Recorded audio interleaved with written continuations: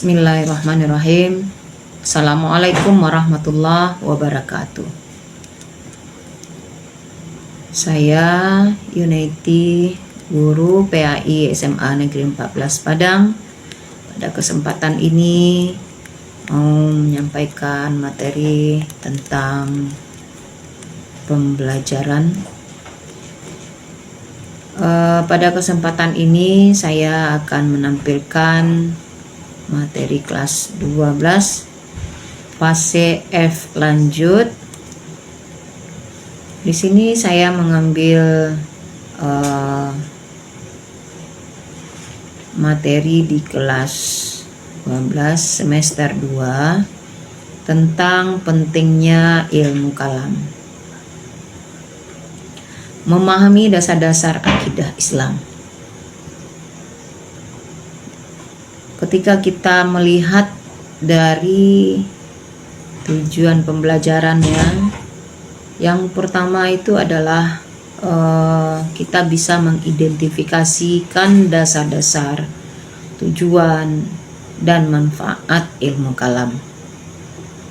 Dan juga kita menjelaskan tentang dasar-dasar keilmuan, tujuannya dan manfaat dari mempelajari ilmu kalam ini, serta menjelaskan bahwa kewajiban mendalami ilmu kalam ini adalah sebuah perintah agama yang mana dapat mengimplementasikannya sikap rasa ingin tahu dan menjadikan pembelajaran sepanjang hayat di dalam kehidupan.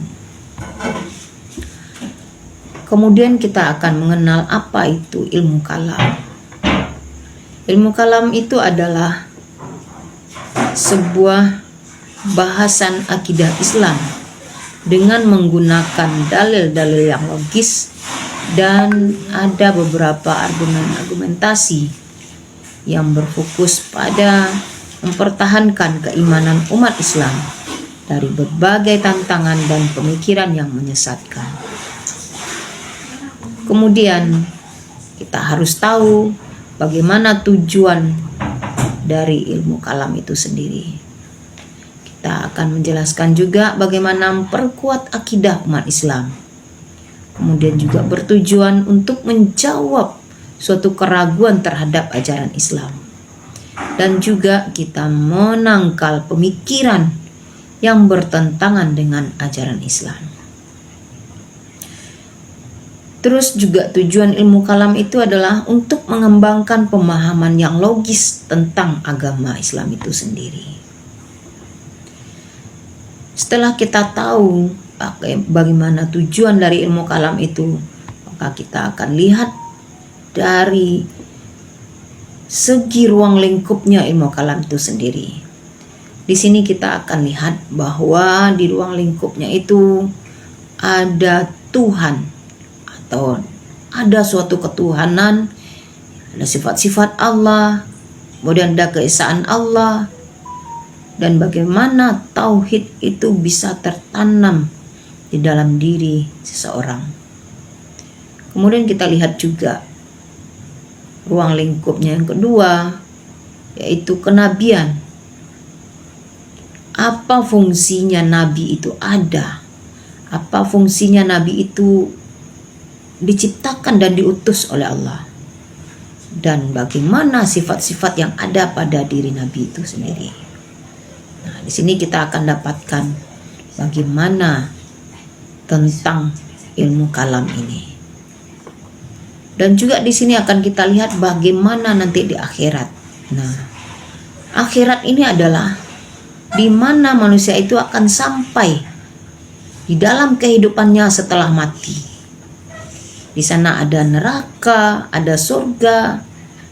Setelah kita mempelajari nanti ilmu kalam ini, kita akan mencapai ke sana, dan juga kita akan membahas tentang surga dan neraka di dalam ruang lingkup ilmu kalam ini. Kemudian juga terakhirnya, ruang lingkup ilmu kalam itu adalah masalah qada dan qadar. Bagaimana ketentuan dan bagaimana kehendak Allah. Setelah itu kita juga akan membahas tentang bagaimana sejarah singkat ilmu kalam itu.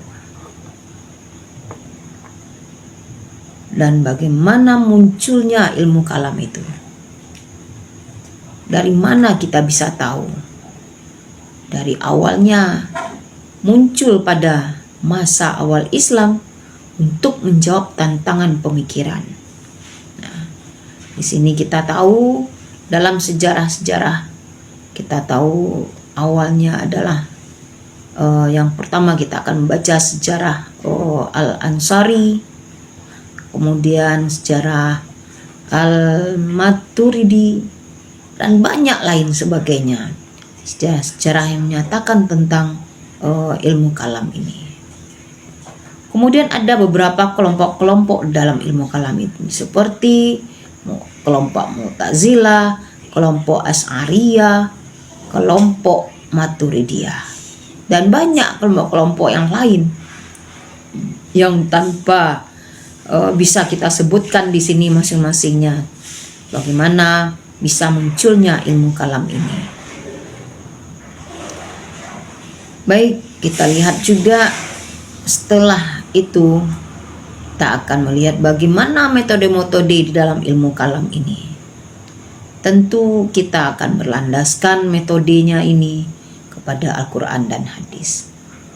Di sini Al-Quran dan hadis ini adalah sebuah landasan utama yang bagaimana dasar dari ilmu kalam itu sendiri. Kita tidak akan jauh, tidak akan melihat.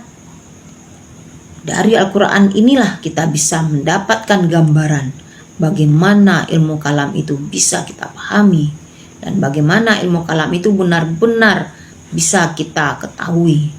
Dan juga setelah itu hadis ini merupakan suatu bentuk untuk memperkuat dari Al-Quran ini tentang kita mengetahui ilmu kalam ini. Dan juga di dalam dalil akli atau di dalam logika kita sendiri, itu juga bisa memberikan suatu metode pemahaman di dalam ilmu kalam ini. Dalil logika kita adalah menyusun argumentasi atau menyusun argumen-argumen yang memperkuat keimanan kita.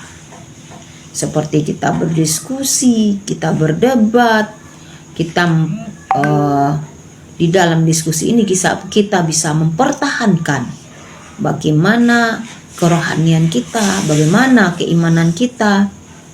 Maka sebagai alat untuk menjelaskan dan mempertahankan akidah-akidah yang benar itu.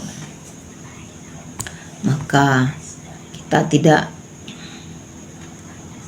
bisa melakukan tentang ilmu kalam ini tanpa ada peran-peran yang jelas di dalam ilmu kalam ini.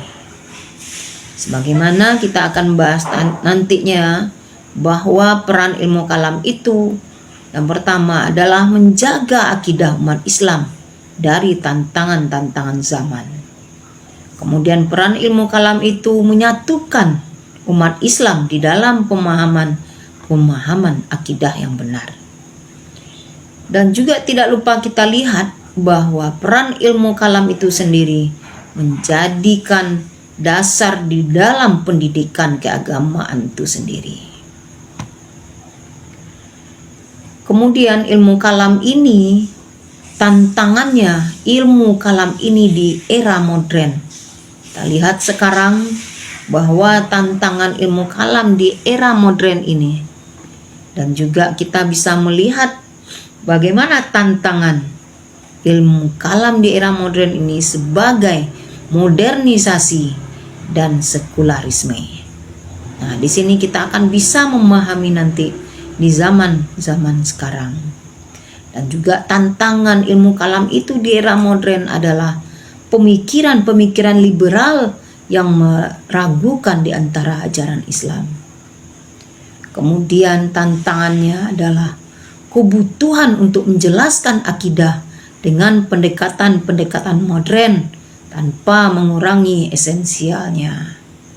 Nah, baiklah, Di sini kita akan menjelaskan bagaimana dari yang kita paparkan tadi dari awal, bahwa dapat kita ambil kesimpulan ilmu kalam itu adalah ilmu yang paling penting dalam memperkuat akidah dan menjawab suatu tantangan pemikiran. Kemudian kita juga melihat bagaimana perannya terus yang sangat relevan, terutama di dalam menjawab isu-isu modern. Dan juga kita bisa menyimpulkan bahwa ilmu kalam ini adalah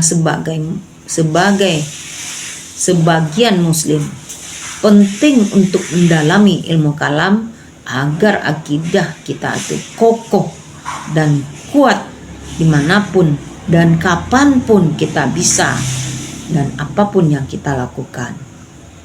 Kemudian bagaimana ajakan-ajakan untuk berdiskusi atau mempertanyakan tentang ilmu kalam itu sendiri. Dan juga kita bisa mempertanyakan apa manfaat-manfaat ilmu kalam menurut ajaran-ajaran Islam, dan juga bagaimana manfaat ilmu kalam itu menurut kalian nantinya. Nah, di sini mungkin sedikit kami paparkan setelah kita melihat dan menyampaikan bagaimana gambaran dari ilmu kalam yang akan kita pelajari. Kita cukupkan dulu. Terima kasih atas perhatiannya. Assalamualaikum warahmatullahi wabarakatuh.